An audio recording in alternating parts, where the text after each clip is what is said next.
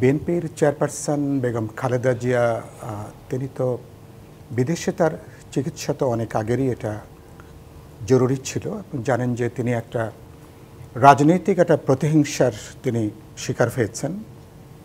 বাস্তবে তাকে রাজনীতি থেকে সরিয়ে দেবার পতিত আওয়ামী লীগ সরকারের দীর্ঘদিনের তাদের যে পরিকল্পনা, তার অংশ হিসাবে সাজানো মামলায় তার যে সাজা, উচ্চ আদালতে সেটাকে আবার দ্বিগুণ করা, এরপরে তার পরিবার থেকে দফায় দফায় চিকিৎসার দাবি করা হলো, সেটাকে অস্বীকার করা। বাস্তবে গত কবছরে তাকে প্রায় মৃত্যুমুখে তাকে ঠেলে দেওয়া হয়েছিল, যেটা নিয়ে আমরা বিভিন্ন সময় বক্তব্য রেখেছি, কথা বলেছি। শুধু বিএনপি না, দেশবাসী বিভিন্ন রাজনৈতিক দলও তার চিকিৎসার ব্যাপারে তার পছন্দের দেশে বা হসপিটালে এটা দাবি ছিল। অবশেষে এটা নতুন এবারকার ছাত্র শ্রমিক গণ অভ্যুত্থানের পরে নতুন প্রেক্ষাপটে এবং তার সাজা যেটা মওকুফ হয়েছে, তিনি বিদেশে গেছেন। যেটা বললেন যে সাত বছর পরে মাতা এবং পুত্রের সঙ্গে একটা আবেগঘন দেখা, এরকম অনেকের 10, 12, 15 বছর, কারো 20 বছর পরও দেখা হয়েছে। এরকম অসংখ্য ঘটনা আছে, কিন্তু গুরুত্বপূর্ণ এক্ষেত্রে যেটা, যে পরিমাণ রাজনৈতিক নিপীড়নের তারা শিকার হয়েছেন। তারেক জিয়া তার মতন করে তাকে দেশের তিনি বাইরে আছেন, তিনিও নানাভাবে সাজাপ্রাপ্ত ছিলেন।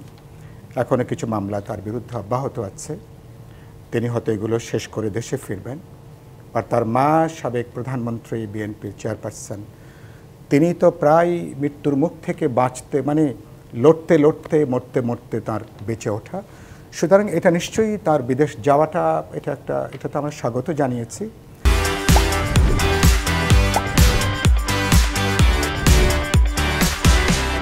এটা স্বস্তির বিষয়। দেশবাসীর পাশাপাশি আমরাও এটা প্রত্যাশা করব তিনি সুস্থ হয়ে তিনি দেশে ফিরবেন, বিএনপির সরকার তিনি হাল ধরবেন এবং তিনি আমাদের দেশ যেটা অসাধারণ একটা গুরুত্বপূর্ণ সময় আমরা পার করছি। কারণ এবছরে আমরা আশা করছি একটা জাতীয় নির্বাচন হবে, দেশ একটা গণতান্ত্রিক অভিযাত্রার পথে হাঁটতে পারবে। সেখানে ফিরে এসে তিনি মানুষের প্রত্যাশা অনুযায়ী তিনি ভূমিকা পালন করবেন, এটাই আমাদের চাওয়াটা। আর আওয়ামী লীগের সভানেত্রী শেখ হাসিনা সম্পর্কে যেটা আপনি বললেন, ইতিমধ্যে আজকে আমি আসতে দেখছিলাম ভারত তার ভিসার মেয়াদ আবার বৃদ্ধি করেছে। আমাদের পররাষ্ট্র উপদেষ্টা বললেন যে ব্যাপারে তাদের তেমন কিছু করার নেই। আমি মনে করি তাদের এই বক্তব্যটা এটাই একমাত্র তাদের এটাই দিয়ে দায় সারার কোনো প্রশ্ন নাই। যে কথাটা আমি মনে করি সরকারের দিক থেকে যে কথাটা বলা উচিত, সে কথাটা হচ্ছে যে তারা তার এই বাংলাদেশ তাকে ফেরত চাওয়ার পরে এ পর্যন্ত অফিসিয়ালি ভারতের সাউথ ব্লক বা পররাষ্ট্র মন্ত্রণালয় থেকে কোনো বক্তব্য, আমাদের চিঠির উত্তরে কোনো বক্তব্য, কোনো উত্তর তারা দেন নাই। সুতরাং সেই উত্তরটা চাওয়ার একটা প্রশ্ন ছিল, এক। 2 নম্বর হলো, যিনি ইতিমধ্যে আইসিটি ট্রাইব্যুনালে তার বিচার শুরু হয়েছে, ইতিমধ্যেই একটা তো গণহত্যার একটা বিচার আর একটা গুম খুনের একটা বিচার, তার বিরুদ্ধে সেটাও একটা মামলা আছে। এবং ভারত তাকে যেভাবে তাকে এক ধরনের রাষ্ট্রীয় মর্যাদায় বা খানিকটা আমি বলবো আনঅফিসিয়ালি হলেও তিনি যেভাবে সুরক্ষিত হয়ে আছেন তিনি সেখানে, এবং তিনি ইতিমধ্যে তার নামে যে সমস্ত আমরা বক্তব্য বিবৃতি বিভিন্ন সময় দেখছি, এটা ভারত ও বাংলাদেশের সম্পর্কের ক্ষেত্রে একটা কনস্ট্যান্ট একটা উত্তেজনার জায়গাটা কিন্তু এটা কিন্তু অব্যাহত থাকছে।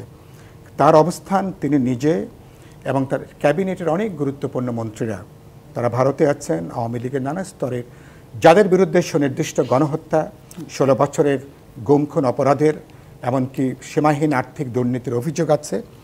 এই যে তাদেরকে যেভাবে তারা আশ্রয় দিয়ে যাচ্ছেন, তো সেই জায়গাটা কিন্তু ভারত বাংলাদেশের সম্পর্কের ক্ষেত্রে এটা কিন্তু যেটা বললাম একটা অস্থিতিশীলতার পরিস্থিতি কিন্তু এটা কিন্তু অব্যাহত থাকছে। এটা ভারত কিভাবে এই সমস্যাটা তারা কিভাবে সমাধান করবে, বাংলাদেশের সাথে তাদেরকে যদি একটা ভ্রাতৃত্বমূলক নতুন যে পরিস্থিতি তৈরি হয়েছে, বিশেষ করে গণ অভ্যুত্থানের পরে যে পরিস্থিতি, যেখানে বাংলাদেশ একটা ইন্ডিপেন্ডেন্ট স্টেট হিসাবে তার স্বাধীনতা, সার্বভৌমত্ব, জাতীয় নিরাপত্তা, জাতীয় স্বার্থকে অক্ষুণ্ণ রেখে ভারতের সাথে যেখানে অমীমাংসিত সমস্ত সমস্যার আমরা সমাধান করতে চাই, সেক্ষেত্রে কিন্তু ভারতের এই পতিত সরকারের প্রধানমন্ত্রীকে তাকে এই ভারতে রেখে দেওয়া এটা একটা বড় সংকট হিসেবে কিন্তু এটা থেকে যাচ্ছে। এটা অন্তর্বর্তী সরকার কিভাবে ভারতের সাথে উচ্চ পর্যায়ে তারা এটা নিয়ে কথা বলবেন, আলোচনা করবেন, কিভাবে প্রত্যর্পণ চুক্তির আইনে কার্যকারী করার সুযোগ আছে কিনা, এ ব্যাপারে হোমওয়ার্ক করে কাজ করে কিভাবে বাংলাদেশে তিনি ফেরত আসতে পারেন